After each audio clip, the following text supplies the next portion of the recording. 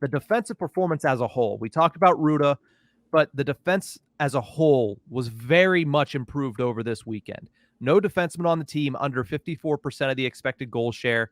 P.O. Joseph was the only defenseman under 60% in expected goals at 5-on-5, and he was at 54.99.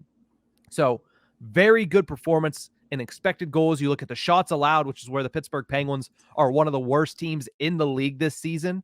On average, 34 shots per game for the Pittsburgh Penguins this year, which is fourth worst in the National Hockey League.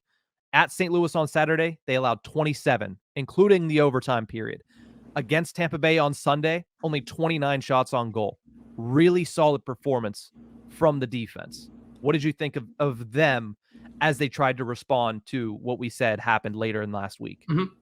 That's the way you want to bounce back. I think not only were you getting good defense from your defense, you were getting good offense from your defense. Yeah. Again, contributing on a ton of the goals that happened.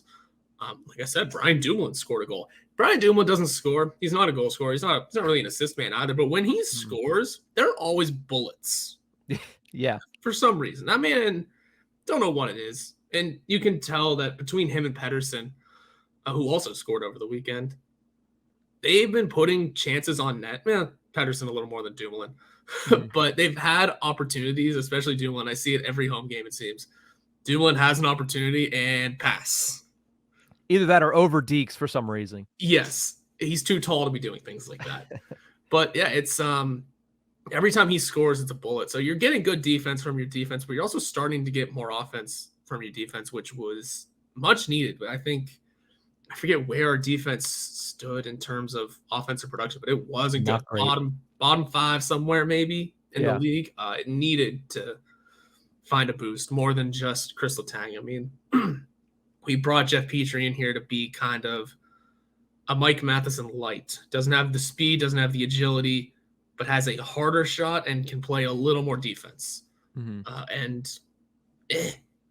We'll see if we still he's starting to get it a little more now. He's starting to turn it around, but need to see it a little more from and P.O. Joseph comes in with all kinds of speed all the time. Maybe that's something that he'll grow into over the years. Jan Ruda's not really going to bring that. Pettersson is more of a puck mover, but hey, you never know. So, yeah, we just needed guys to play a little more offense. Chris Letang is really the only standout offensive defenseman here.